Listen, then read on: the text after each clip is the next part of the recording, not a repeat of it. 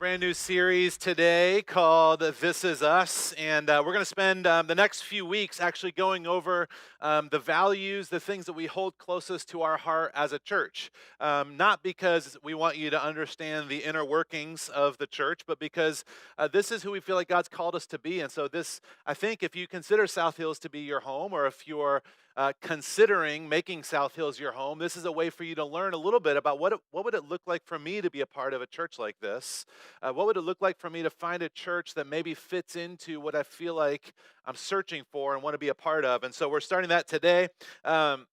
This last week, we had a chance, my family and I, to get away for a few days to Palm Springs.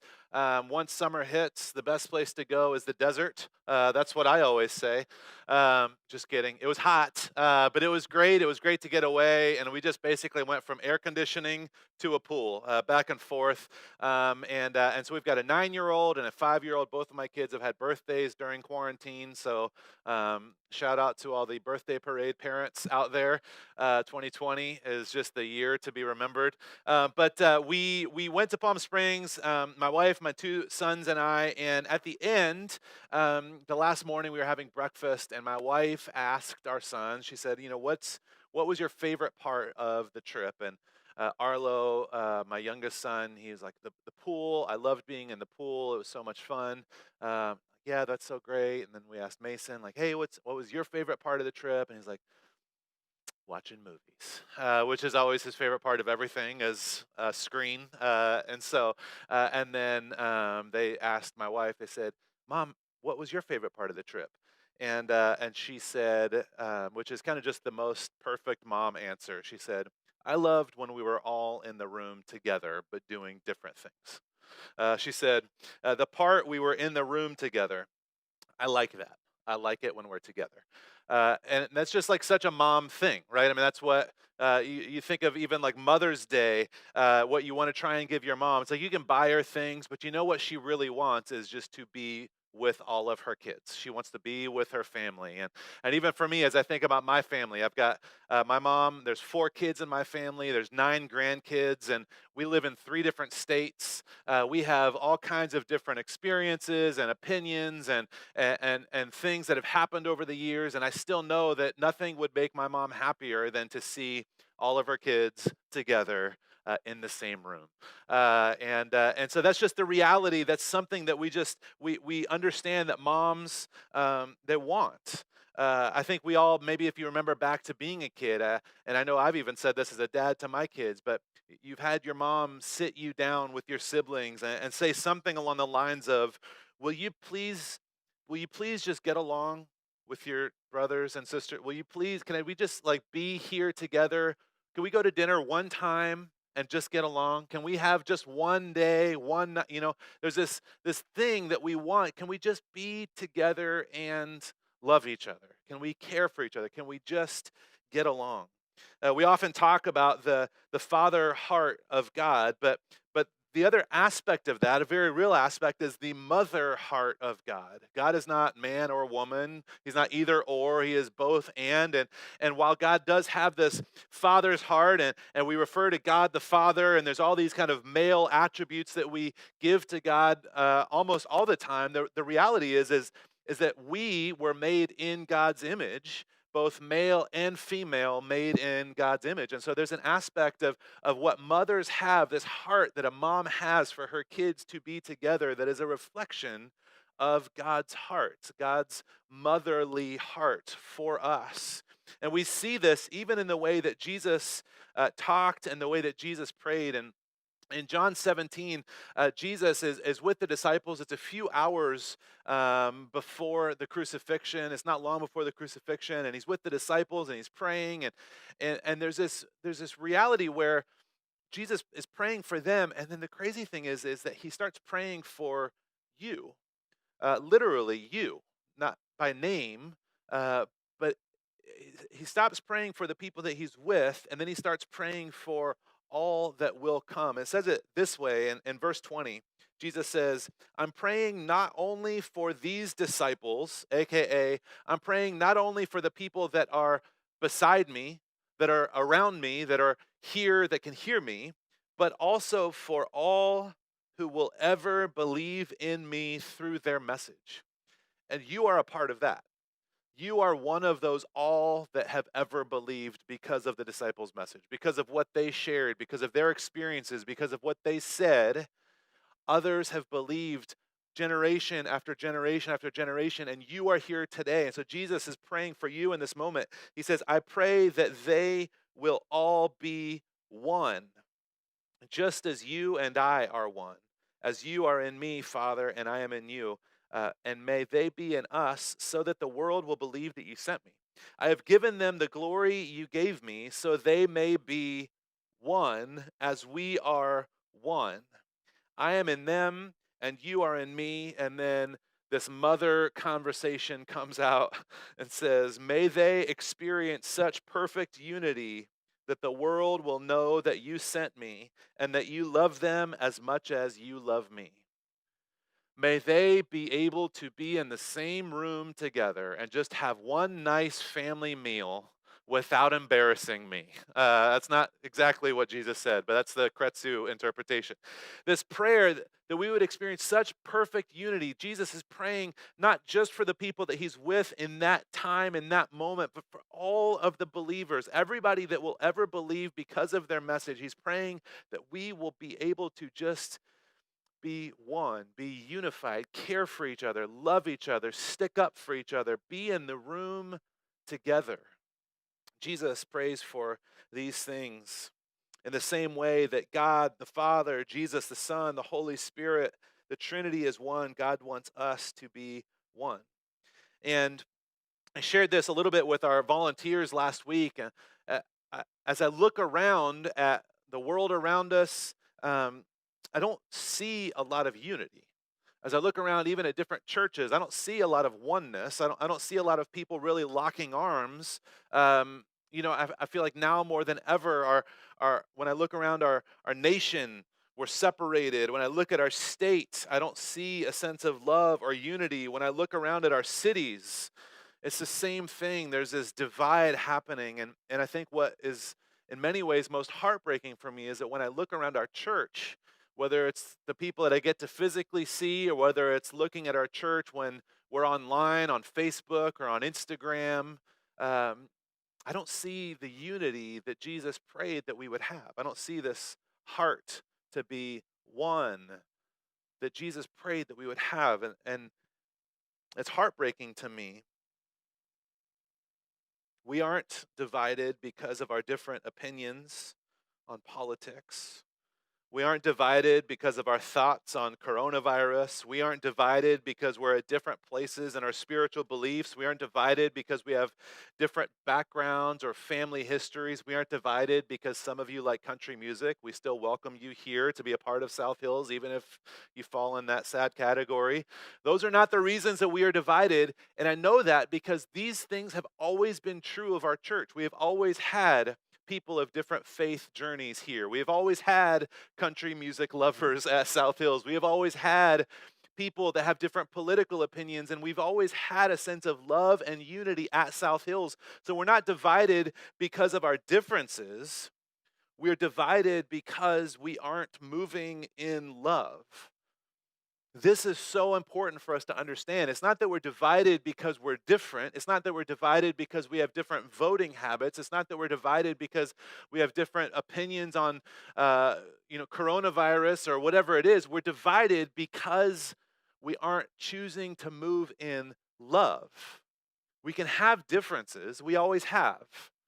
We can have different experiences. We can have different opinions on matters of just practical wisdom. We can have different, all kinds of differences and still be unified.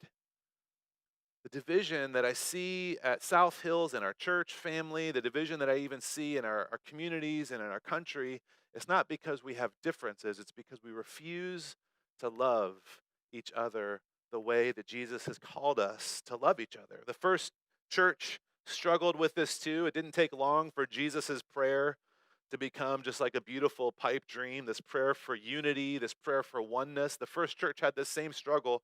In Ephesians chapter 4, Paul is writing and he says, therefore, I beg you to lead a life worthy of your calling, For you have been called by God.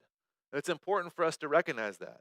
You have been called by God. God sees you. He knows you. He desires a relationship with you, and He has called you to a certain kind of life. And so Paul is writing this letter to the first church, and he might as well be writing it to me and to you today.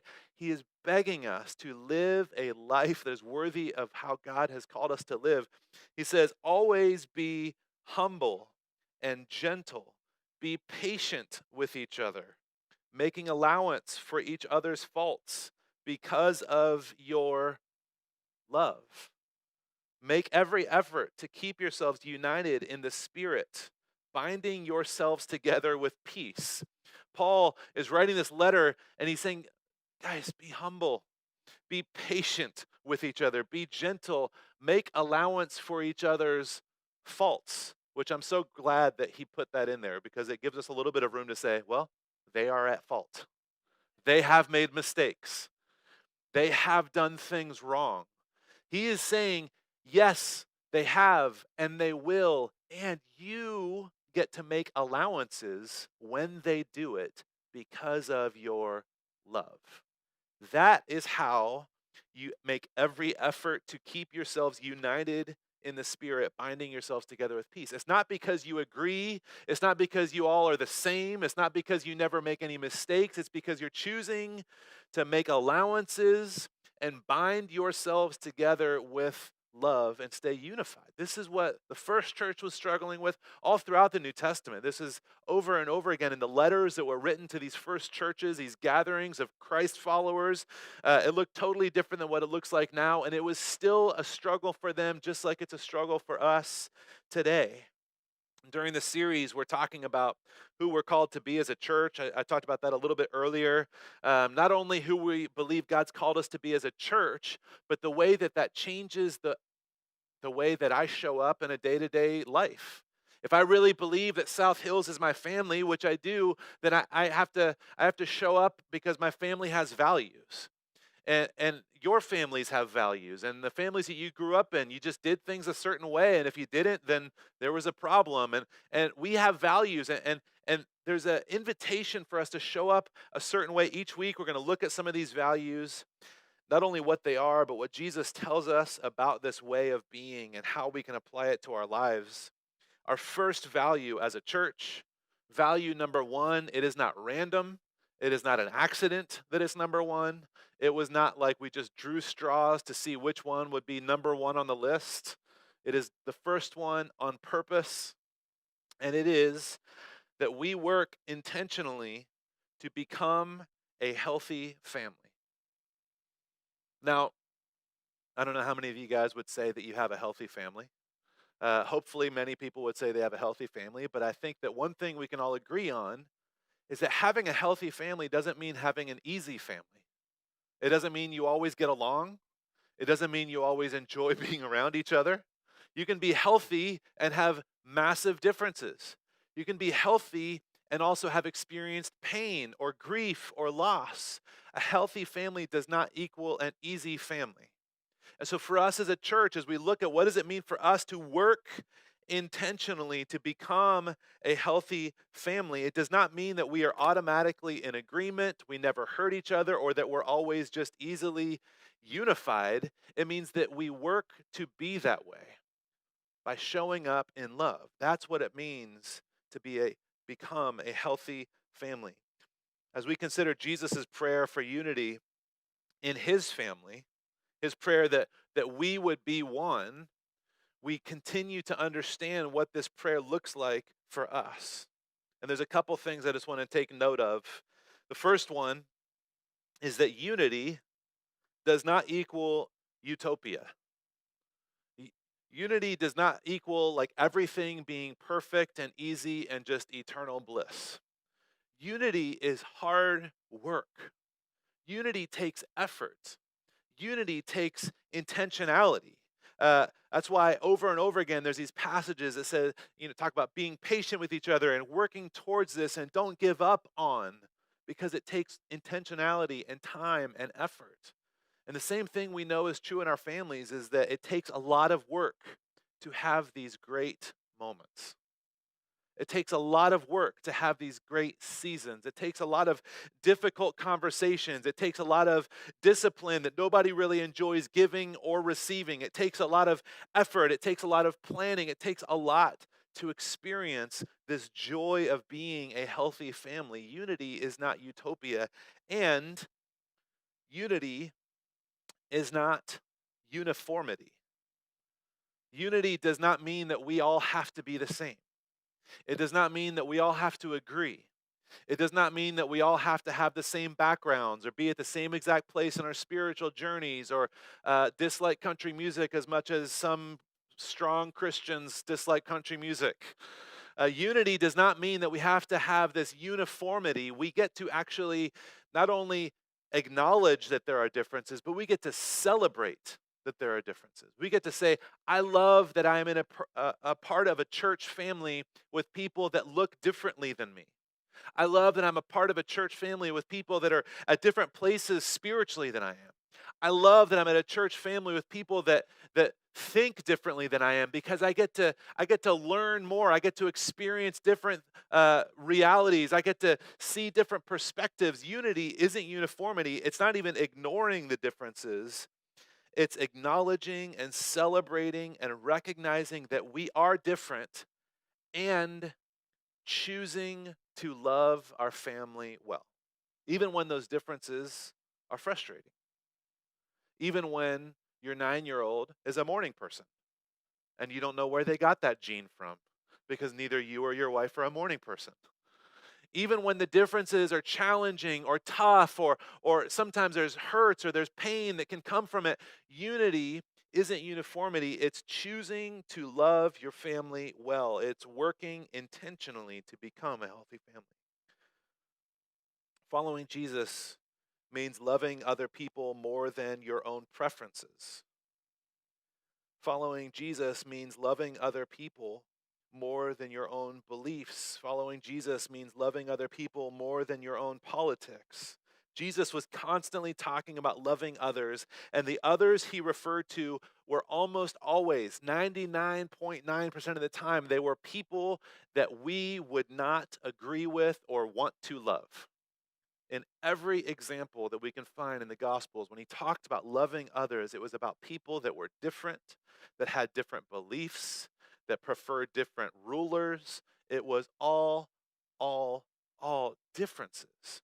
Jesus constantly was calling us to love others that were different. Healthy families, we don't ignore individuals, we don't ignore issues that keep people from being whole, and we do not ignore the elephant in the room. We're not going to ignore individuals that are difficult. We're not going to just kind of write people off because, oh, they're just the problem child, or they think differently, or they hurt me once, or they, whatever it might be. We're not just going to like push them off into the night, never to be heard of again. We don't ignore individuals as a healthy family. And we don't ignore things that hurt people. We don't ignore issues that cause pain for people. We don't ignore topics that keep people from being whole, from being healthy, from experiencing a full life. We're going to talk about those things. We always talk about those things. We talk about finances. We talk about mental health. We talk about marriage and dating and sex. We talk about race. We talk about all kinds of things, because all of these things, they have ways of bleeding into our lives, and oftentimes the way that we feel or the way that we show up in a topic, it keeps other people from experiencing wholeness. So we're going to talk about it, whether it's our own challenges, whether it's challenges for other people, and we don't ignore the elephant in the room. We have hard conversations, but we have them the right way. And it shouldn't be a surprise that the right way to have these conversations is based in love. I had a friend who was dating someone that I didn't like very much. You guys ever had that situation? Someone that you didn't think they were a good fit, or maybe you saw them just doing some things that just didn't really sit with you well. And when they were together, you never really shared your concerns.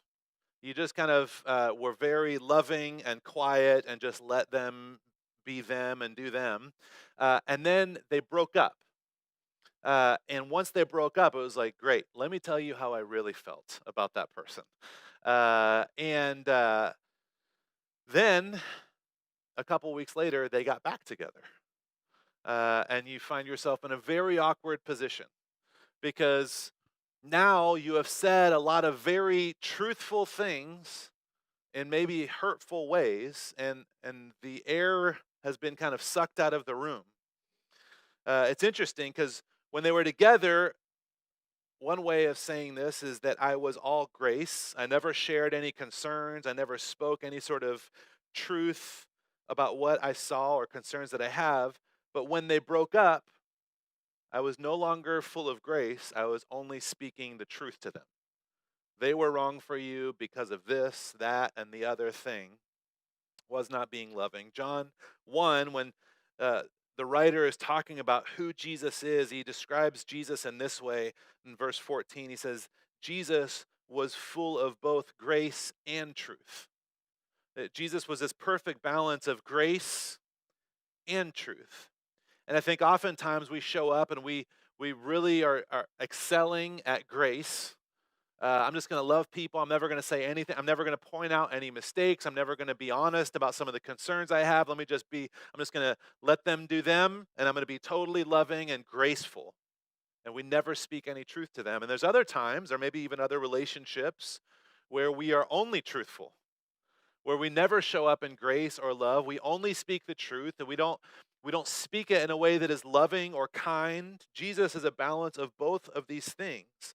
I heard one writer say, grace without truth is compromise. Truth without grace is condemnation.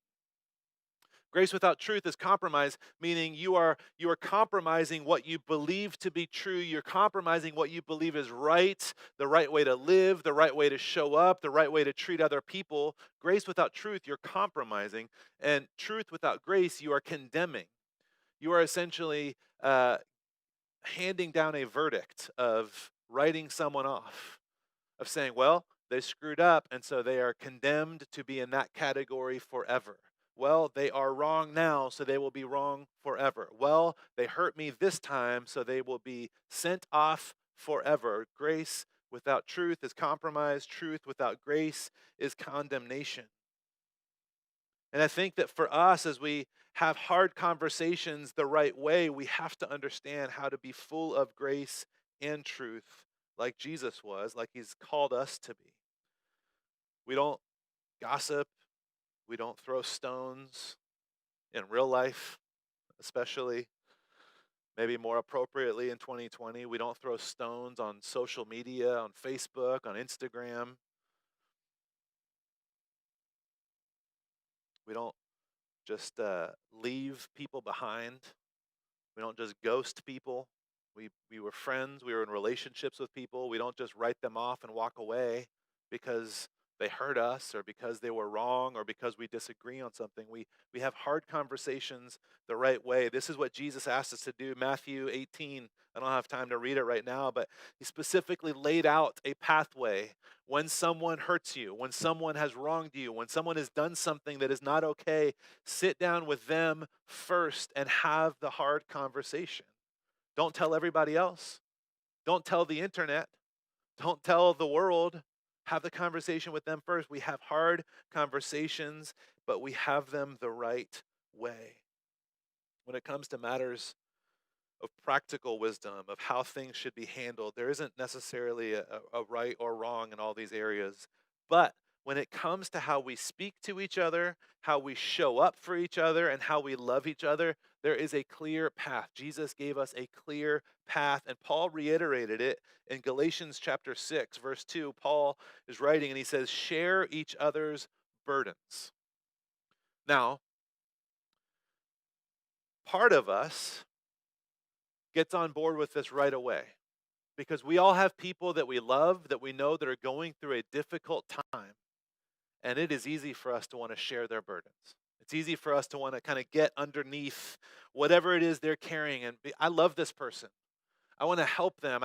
I care about this person. I want to help lift up whatever this is that's weighing them down. Part of us gets excited about this, and we're quick to do this. But in context, Paul is actually writing this in Galatians 6 about people who are continuing to make mistakes. He says we should share their burdens, not just the people that we love that have some sort of tragedy befall upon them, but the people that muck it up themselves, the people that walk into the problems themselves. He says, share each other's burdens, and in this way, obey the law of Christ. Share each other's burdens, and in this way, you will obey the law of Christ, which is to love the Lord your God with all your heart, soul, and mind, and to love your neighbor as yourself. This is the law of Christ. This is the way that we are called to follow Jesus. He's saying the way that you do that is by sharing each other's burdens, not just the people that had tragedy befall upon them, but the people that have screwed up, the people that have hurt you, the people that have made mistakes. This is what it means to obey the law of Christ. Over the last few months, there are more opinions and articles and press releases and YouTube videos and social media graphics instructing us all on what's right or wrong or smart or dumb or Republican or Democrat or Christian or atheist. I mean, it is constant all the time, and I know that we have all experienced it on some level. It is challenging, and Pastor Moses talked about this last week. It's a challenging reality for us today in this time to move in love in the way that Jesus has called us to move. Is challenging. I had a friend of mine, someone who I've been close with for a long time. Her and her husband have been close friends of ours. And she was very, very outspoken on some things. And she was saying a lot of things in really kind of harsh ways online. She wasn't saying them to me. She wasn't actually saying them to any person. She was just putting it out there for the world to see. Um, and I kind of sensed this chasm starting to grow in our friendship, even though we hadn't had a conversation. This is somebody that I consider part of my closest friends. And even though we hadn't had a conversation, I felt this drift, this chasm growing between us to where I felt like I knew how she felt about me, even though we hadn't had a conversation. And I started to feel differently about her, even though we hadn't had a conversation. And it was so sad to me. It was really hurtful to me. Eventually, we ended up having a conversation. And she was sharing about how some of these challenges with quarantine and the different stages of things being closed and opened and face masks and what's allowed and not allowed, the way that it has significantly and severely impacted her family. Her parents own a restaurant and they had to close their restaurant. They've been there for 40 plus years and have people that they've paid for years and years. And so she saw everything that's happening in our world today, specifically in this lens of the pain that it was causing her parents, people that she's known that in this restaurant since she was a kid.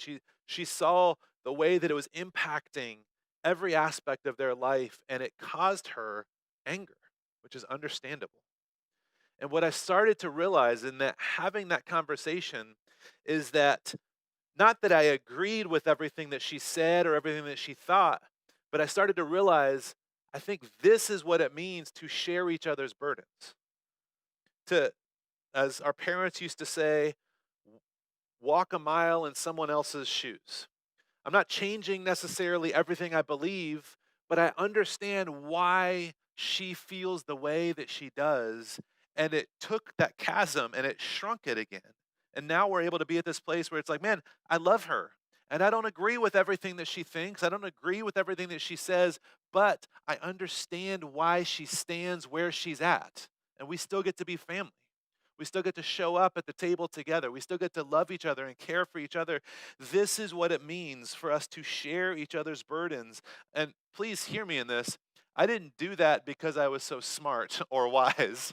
I stumbled into that. And so I'm sharing my happy mistake with you guys because I know you know people too. I know you have people in your life that you disagree with, and you have seen what they've said online, on Facebook, on Instagram. You've gotten the email chain forwarded to you. You heard them at a family dinner or whatever it was, and you have started to sense a chasm growing. And it's not that you have to agree on the same position or understanding. It's not that you have to agree on everything, but you get to say, hey, help me understand why you feel this way. Because I love you and I respect you.